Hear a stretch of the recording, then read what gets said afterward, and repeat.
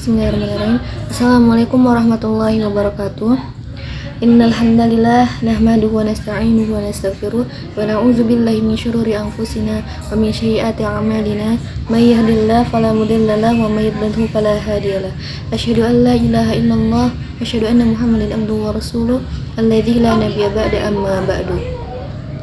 وقال الله تعالى في كتابه الكريم أعوذ بالله من الشيطان الرجيم يا أيها الذين آمنوا اتقوا الله حق تقاته ولا تموتن إلا وأنتم مسلمون يا أيها الذين آمنوا اتقوا الله وقولوا قولا سديدا يصلح لكم أعمالكم ويغفر لكم ذنوبكم ومن يطع الله ورسوله فقد فاز فوزا عظيما.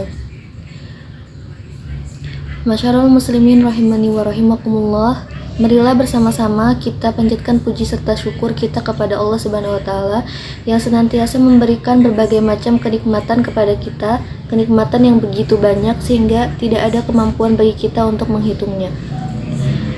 Wa inna ta'uddu ni'matallahi la tuhsuha. Dan jika kamu menghitung nikmat Allah, tidaklah dapat kamu menghinggakannya. Quran Surat Al-Ibrahim ayat 34. Di antara kenikmatan-kenikmatan tersebut, salah satu yang paling utama patut kita syukuri yaitu nikmat iman dan kesehatan. Karena dengan kedua nikmat inilah, alhamdulillah kita memiliki kemampuan untuk beribadah dan melaksanakan perintah-perintah Allah. Sebagaimana nikmat yang saat ini kita peroleh, yakni nikmat melaksanakan ibadah sholat Jumat berjamaah di masjid ini. Salawat serta salam semoga senantiasa tercurahkan kepada junjungan kita Nabi besar Muhammad SAW, juga kepada keluarganya, kepada para sahabatnya, dan juga kepada seluruh pengikutnya hingga akhir zaman. Semoga kita semua dimasukkan ke dalam golongan pengikutnya Nabi Muhammad SAW yang senantiasa taat dan cinta kepada Allah dan Rasulnya, dan mendapatkan syafaatnya di yaumil akhir. Amin. Pada kesempatan ini pula, kami tidak lupa untuk berwasiat kepada diri kami sendiri khususnya dan juga kepada para hadirin sekalian untuk berusaha meningkatkan ketakwaan kita dengan cara melaksanakan perintahnya dan menjauhi larangannya. Karena kelak saat kita menghadapi ilahi Rabbi, sebaik-baik bekal adalah bekal ketakwaan yang kita miliki. Wa tazawwadu fa inna khairaz zadi taqwa. Berbekalah dan sesungguhnya sebaik-baik bekal adalah takwa. Quran Surat Al-Baqarah ayat 197. Masyarul muslimin rahimani wa rahimakumullah. Dalam menapaki hidup di dunia ini, tentu kita akan dihadapi pada berbagai cobaan, mulai dari kesedihan, rasa sakit, kekurangan harta, musibah, dan lain sebagainya. Hal ini sebagaimana firman Allah Subhanahu wa taala dalam Quran Surat Al-Baqarah ayat 155 yang berbunyi, A'udzubillahi minasyaitonirrajim. Wa lanabluwannakum bisyai'in minal khaufi wal ju'i wa naqsi minal amwali wal anfusi was samarat wa basyiris shabirin. Dan sesungguhnya akan kami berikan cobaan kepadamu dengan sedikit ketakutan, kelaparan, kekurangan harta, jiwa dan buah-buahan, dan berikanlah berita gembira kepada orang-orang yang sabar. Ujian dan musibah yang Allah berikan kepada kita sebagai seorang muslim hakikatnya adalah cermin kecintaan Allah kepada kita. Allah Subhanahu wa taala tidak rela menimpakan azab yang tidak terperi sakitnya di akhirat kelak, hingga ia menggantikannya dengan azab dunia yang sangat ringan. Dalam perspektif seperti ini, musibah berfungsi sebagai penggugur dosa-dosa. Jadi semakin Allah cinta pada seorang, maka ujian yang diberikan padanya bisa semakin berat. Karena ujian tersebut akan semakin menaikkan derajat dan kemuliaannya di hadapan Allah. Orang yang paling dicintai Allah adalah para nabi dan rasul. Mereka adalah orang yang paling berat menerima ujian semasa hidupnya.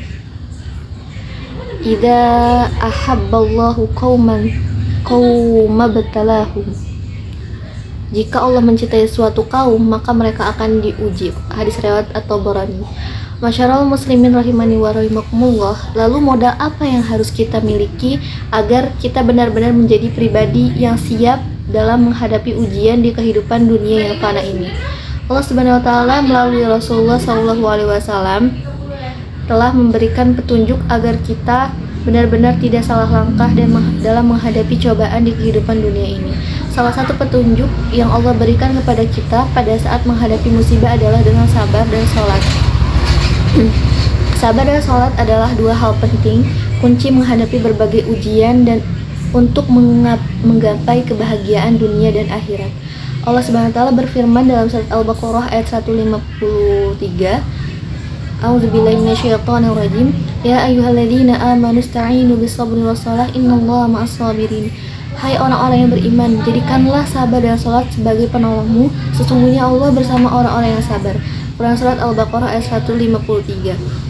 Sehingga pada saat kita menghadapi musibah, yang harus kita lakukan adalah memohon pertolongan kepada Allah dengan sabar dan salat. Bahkan Allah Subhanahu wa taala menegaskan dalam ayat yang lain, A'udzubillahi minasyaitonirrajim, wasta'inu bis-sabri was-shalah wa innaha lakabiratun illa 'alal khashiyin. Jadikanlah sabar dan salat sebagai penolong, dan sesungguhnya yang demikian itu sungguh berat kecuali bagi orang-orang yang khusyuk. Quran surat Al-Baqarah ayat 45. Menurut Al-Qutubi dalam menafsirkan surat Al-Baqarah ayat 45 ini, bahwa sabar mencakup 3 hal. Sabar dalam melaksanakan ketaatan kepada Allah Subhanahu wa taala, sabar meningkatkan maksiat, dan sabar dalam menghadapi musibah atau ujian dari Allah Subhanahu wa taala. Ma'asyiral muslimin rahimakumullah, kedua ayat di atas menjadi bukti konkret bahwa sabar dan salat adalah petunjuk yang utama bagi seorang muslim dalam menghadapi dan menapaki kehidupan dunia ini. Sabar sebagai bukti metafisik, bukti keimanan kita kepada Allah Subhanahu wa taala bahwa semua yang terjadi ini adalah ketetapan dari Allah Subhanahu wa taala. Tentu sabar yang dimaksud di sini adalah sabar yang aktif, sabar yang tidak hanya berdiam diri saja, tapi sabar yang harus diiringi dengan usaha atau ikhtiar. Misalnya pada saat kita diuji oleh Allah dengan rasa sakit, maka bentuk kesabaran kita adalah dengan berikhtiar untuk terus bertobat, dan kemudian diiringi dengan sikap untuk menerima ketetapan Allah tersebut. Adapun salat adalah bukti empirik, bukti nyata ketaatan kita kepada Allah Subhanahu wa taala, serta bukti bahwa apapun yang menimpa kita, baik berupa ujian maupun kebahagiaan, kita tidak boleh pernah melupakan kewajiban kita untuk mengingat Allah Subhanahu wa taala. Masyiral muslimin rahimakumullah, selain posisi sabar dan salat sebagai 2 hal yang penting dalam menghadapi ujian dan musibah dalam kehidupan, sabar dan salat juga memiliki 2 fungsi utama. Yang pertama, sabar adalah kunci keberhasilan. Menurut Muhammad bin Shalih Al-Utsaimin, Allah memerintahkan agar kita meminta pertolongan dalam setiap hal yang bersabar. Karena jika seorang hamba bersabar dalam menghadapi setiap musibah atau ujian yang Allah berikan, niscaya masalah itu atau ujian itu masalah atau ujian yang dihadapi akan menjadi ringan. Hal ini sebagaimana hadis Nabi SAW, wa'lam annan nasra ma'as sabr wa annal faraja ma'al kabr wa anna ma'al usri yusra. Dan ketahuilah sesungguhnya kemenangan itu beriringan dengan kesabaran, jalan keluar beriringan dengan kesukaran, dan kesulitan, dan sesudah kesulitan itu akan datang kemudahan. Hadis riwayat Ahmad. Kesabaran dalam menghadapi cobaan dapat digolongkan sebagai sebuah sikap untuk menerima ketentuan dari Allah Subhanahu wa taala. Sabar menunjukkan sikap bahwa seorang muslim tersebut ridho dengan ketetapan Allah Subhanahu wa taala.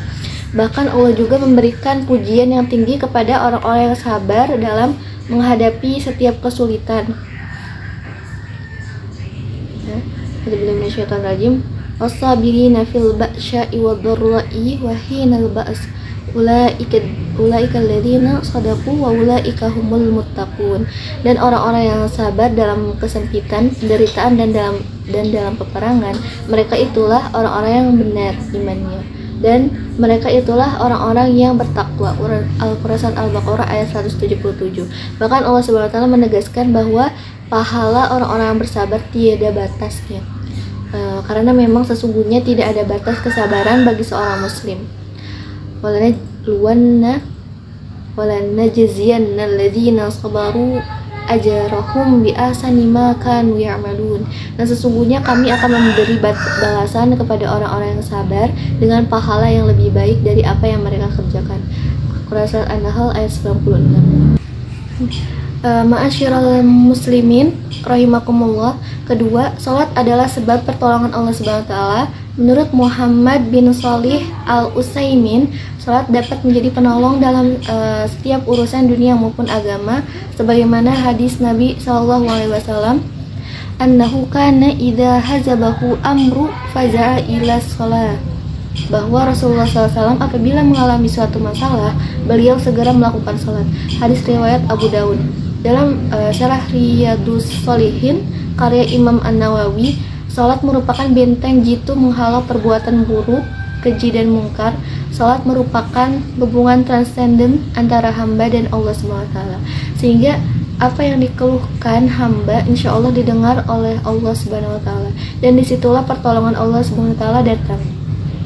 Masyiral muslimin rahimakumullah, salat juga memiliki kedudukan yang sangat agung di sisi Allah SWT, karena ia adalah amal yang paling utama setelah iman.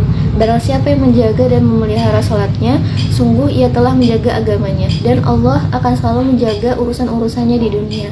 Sebaliknya dan barang siapa yang terhadap salat itu lalai, maka terhadap pekerjaan-pekerjaan selain salat pastilah ia lebih abai. Oleh sebab itu, jika menghadapi persoalan di kehidupan dunia ini, maka yang harus kita perbaiki adalah salat kita. Jika kita mempunyai masalah di kantor, di rumah, bahkan di lingkungan sekitar kita, maka yang seharusnya kita perbaiki adalah salat kita. Dengan kita memperbaiki salat kita, maka Allah akan memperbaiki urusan-urusan kita. Semoga sabar dan salat ini bisa menjadi kekuatan motivasi kita untuk menapaki kehidupan dunia sesuai dengan arahan Allah SWT dan Rasulullah SAW, sehingga orientasi bahagia dunia akhirat bisa kita raih. Amin. Barakallahu li walakum fil Qur'anil azim wa nafa'ani wa iyyakum bima fihi minal ayati wa dzikril hakim wa taqabbalallahu minna wa minkum tilawatahu innahu huwas samiul alim. Wassalamualaikum warahmatullahi wabarakatuh. Alhamdulillah hamdan katsiran kama amara, asyhadu an la ilaha illallah wahdahu la syarikalah irghaman liman jahada bihi wa kafar, wa asyhadu anna Muhammadan abduhu wa rasuluh sayyidul khalaiqi wal bashar. Allahumma shalli wa sallim ala sayyidina Muhammad wa ala alihi wa sahbihi wa ma tabi'ahu bi ihsani ila yaumil mahsyar. Amma ba'du. Fa ya ayyuhan nas usikum wa nafsi bitaqwallahi faqad fazal muttaqun. Faqala Allah Ta'ala innallaha malaikatahu yusalluna 'alan nabi ya ayyuhalladzina amanu sallu 'alaihi wa sallimu taslima. Allahumma salli 'ala sayyidina Muhammadin wa 'ala ali sayyidina Muhammad. Allahumma ighfir lil muslimina wal mu'minati wal muslimina Allahumma ighfir lil mu'minina wal mu'minati wal muslimina wal muslimatil ahya'i minhum wal amwat. Allahumma ighfir lana wa liwalidayna warhamhuma kama rabbayana saghira. Allahumma aslih lana dinana alladhi huwa ismatu amrina wa aslih lana dunyana allati fiha ma'asina wa aslih lana akhiratana allati ilayha ma'aduna waj'alil hayata ziyadatan lana fi kulli khair waj'alil mauta rahmatan lana min kulli syarr. Rabbana la tuzigh qulubana ba'da idh hadaytana wa hab lana min ladunka rahmah innaka antal wahhab. Rabbana atina fid dunya hasanah wa fil akhirati hasanah wa qina adzabannar. Walhamdulillahi rabbil alamin. Ibadallah, innallaha ya'muru bil 'adli wal ihsan wa ita'i dzil qurba wa yanha 'anil fahsya'i wal munkar wal baghi ya'idukum la'allakum tadhakkarun washkuru 'ala ni'amihi yazidkum was'aluhu fi fadlihi yu'tikum wa la dzikrullahi akbar. Wassalamualaikum warahmatullahi wabarakatuh.